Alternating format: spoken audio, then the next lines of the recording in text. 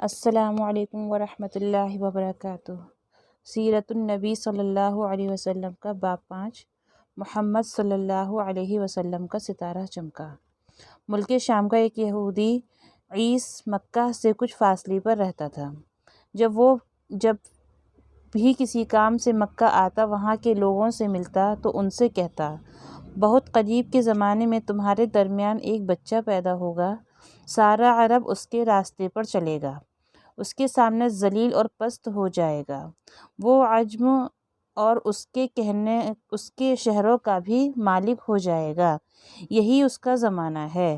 جو اس کی نبوت کے زمانے کو پائے گا اور اس کی پیروی کرے گا، وہ اپنے مقصد میں کامیاب ہوگا۔ جس خیر اور بھلائی کی وہ امید کرتا ہے، وہ اس کو حاصل ہوگی، اور جو شخص اس کی نبوت کا زمانہ پائے گا مگر اس کی مخالفت کرے گا، وہ اپنے مقصد اور آرزوؤں میں ناکام ہوگا۔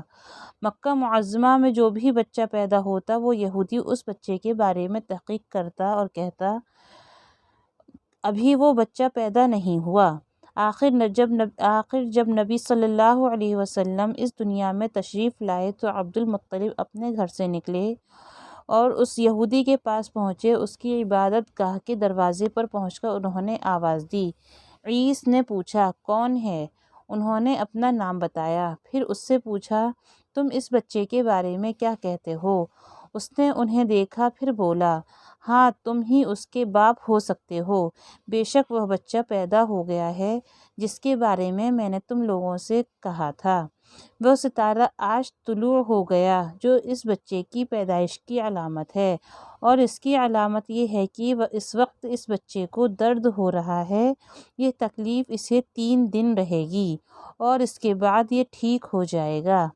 راہب نے جو یہ کہا تھا کہ بچہ 3 دن تک تکلیف میں رہے گا، تو اس کی تفصیل یہ ہے کہ آپ نے 3 دن تک دودھ نہیں پیا تھا، اور یہودی نے جو یہ کہا تھا کہ ہاں، آپ ہی اس کے باپ ہو سکتے ہیں، اس سے مراد یہ ہے کہ عربوں میں دادا کو بھی باپ کہا جاتا تھا۔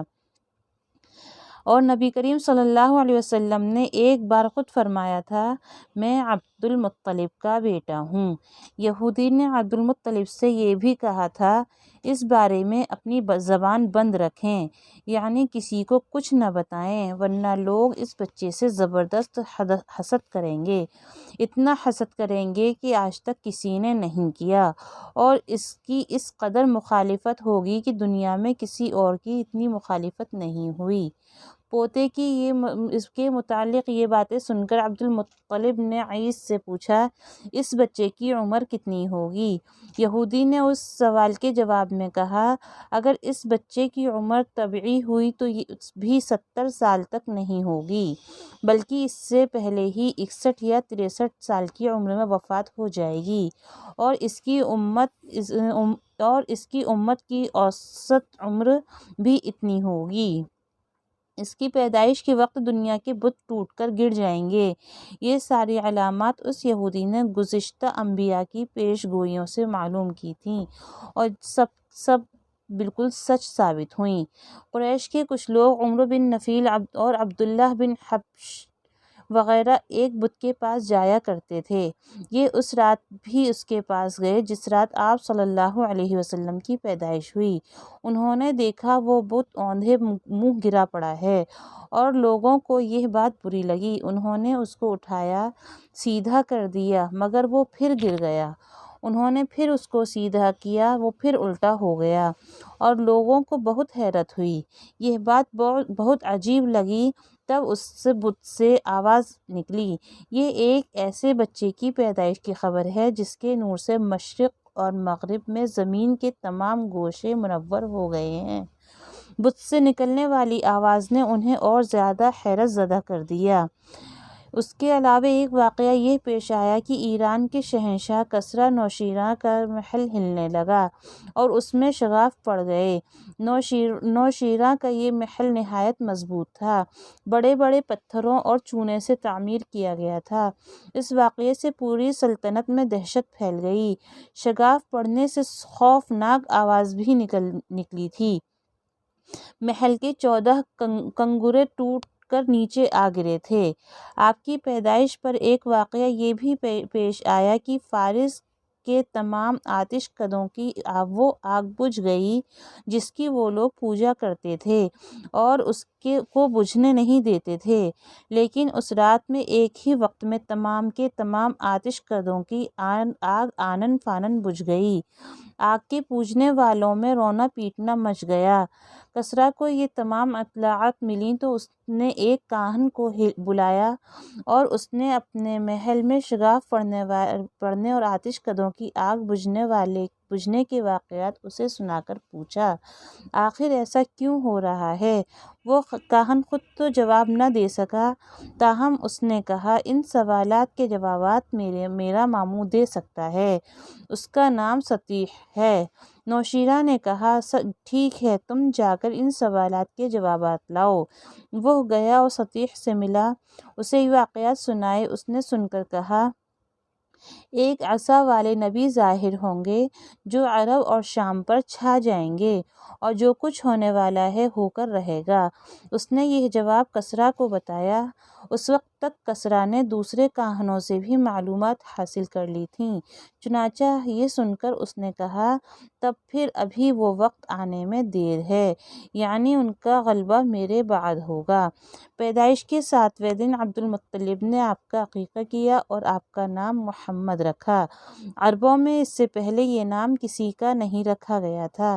قریش کو یہ نام عجیب سا لگا، چنانچہ کچھ لوگوں نے عبد المطلب سے کہا، اے عبد المطلب، کیا وجہ ہے کہ تم نے اس بچے کا نام اس کے باپ دادا کے نام پر نہیں رکھا بلکہ محمد رکھا، اور یہ نام نہ تو تمہارے باپ دادا میں سے کسی کا ہے نہ تمہاری قوم میں سے کسی کا؟ عبد المطلب نے انہیں جواب دیا، میری تمنا ہے کہ آسمانوں میں اللہ تعالیٰ اس بچے کی تعریف فرمائے اور زمین پر لوگ اس کی تعریف کریں۔ محمد کے معنی ہیں جس کی بہت زیادہ تعریف کی جائے۔ اسی طرح والدہ کی طرف سے آپ کا نام احمد رکھا گیا۔ احمد نام بھی اس سے پہلے کسی کا نہیں رکھا گیا تھا۔ مطلب یہ کہ ان دونوں ناموں کی اللہ تعالیٰ نے حفاظت کی اور کوئی بھی یہ نام نہ رکھ سکا۔ احمد کا مطلب ہے سب سے زیادہ تعریف کرنے والا۔ علامہ سہیلی نے لکھا ہے، آپ احمد پہلے ہیں اور محمد بعد میں، یعنی آپ کی تعریف دوسروں نے بعد میں کی ہے۔ اس سے پہلے آپ کی شان یہ ہے کہ آپ اللہ تعالیٰ کے سب سے زیادہ حمد و ثنا کرنے والے ہیں۔ پرانی کتابوں میں آپ کا نام احمد ذکر کیا گیا ہے۔ اپنی والدہ کے بعد آپ نے سب سے پہلے صوبیہ کا دودھ پیا۔ صوبیہ نبی کریم صلی اللہ علیہ وسلم کے چچا ابو لہب کی باندی تھیں۔ ان کو ابو لہب نے آپ کی پیدائش کی خوشی میں آزاد کر دیا تھا۔ صوبیہ نے آپ کو چند دن تک دودھ پلایا۔ انہی دنوں صوبیہ کے ہاں اپنا بیٹا پیدا ہوا تھا۔ آپ کی والدہ نے آپ کو صرف 9 دن تک دودھ پلایا۔ ان کے بعد صوبیہ نے پلایا۔ پھر دودھ پلانے کی باری حضرت حلیمہ سعدیہ رضی اللہ عنہا کی آئی۔ حضرت حلیمہ سعدیہ رضی اللہ عنہا اپنی بستی سے روانہ ہوئیں۔